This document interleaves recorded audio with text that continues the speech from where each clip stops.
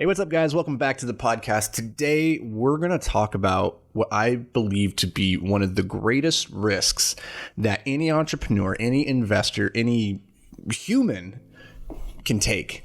And it's a risk that most of us are not even aware that we're taking. And so this came to mind because I was on a podcast the other day, and whenever you're on a podcast, I always like to ask you, tell me about your origin story. Where'd you come from and all this? And I always tell the story of how I started from that rock bottom place. Like in the back of that van, my fiance had just left me. I had like tons of debt and like just life sucked, right?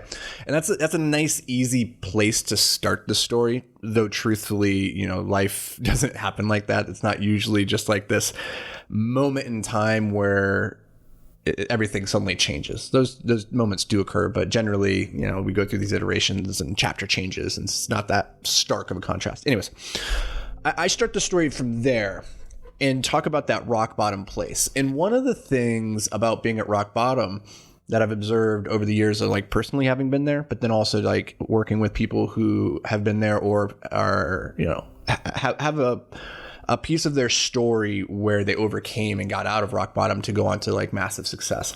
And one of the things about being in rock bottom that I've observed is that it's actually a blessing in a lot of ways, because when you're at rock bottom, you really have no choice but to do something different and start moving forward or moving up, because you're as low as you can possibly get. So if you continue on doing what you've been doing, things aren't going to get worse. You're already there at rock bottom.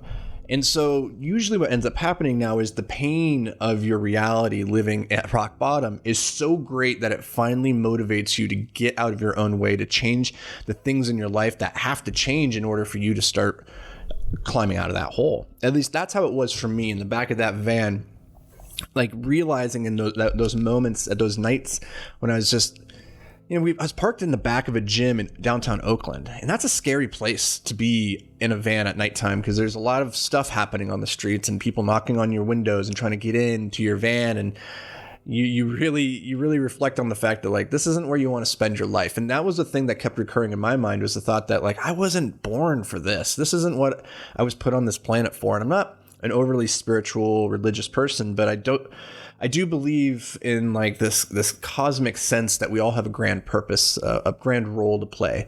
And I knew for me that this was not the story. I was not living the story that I had been put on this planet to live, to tell. That wasn't my story. I didn't want that to be my story. And so when you're in that rock bottom place, you start changing things. You start doing everything that you can think of, because the alternative is just so filled with pain. And so for a lot of people that go on to achieve a lot of success in life, I've noticed that they come from either humble beginnings or they come from that rock bottom place. They come from a place of lack, and it's from that lack that they seek to fill themselves. So that hole, that feeling of like, I'm not fulfilled, that can be a great motivator to go out there and achieve incredible things. I think what do they say? Chips on shoulders puts chits in pockets. So if you have a chip on your shoulder, you're going to be motivated to get out there and prove the world wrong. And that can often lead to a lot of success, material success, maybe not like internal. Like that's a whole different thing that we'll unpack in a later episode. But when I'm on these podcasts and we're talking about my rock bottom story, I always find it like it's important to take a moment to recognize that rock bottom sucks, but it's not the worst place you could possibly be, which is very counterintuitive, because you're like, well, it's rock bottom. It's as low as you can get. But at least from rock bottom, you have the motivation now and the clear path of like, I got to get out of here. I think the harder place for people to be is not at rock bottom, but living a life of good enough, a life that is good but not great. They're comfortable. They have that good job. It's not a job they love. It doesn't spark their soul with joy. They have the nice house. It's not the house they want. They have the family, but they're not spending and engaging with their family in a way that feels like super fulfilling, right? So like everything is good, and you feel like I can't complain. And so you just keep going and doing the thing that you've always been doing, which is good enough. And so truly good is the enemy of great, because when you're living with these fuzzy, comfy handcuffs, these aren't sexy handcuffs. These are just fuzzy handcuffs that you put on yourself, and you could easily break them, but you choose not to. And I think that's the hardest prison to break out of, is the prison that you put yourself into and you choose not to escape. And so this brings me back to the idea that started this, which is that the risk of mediocrity is greater than the risk of failure.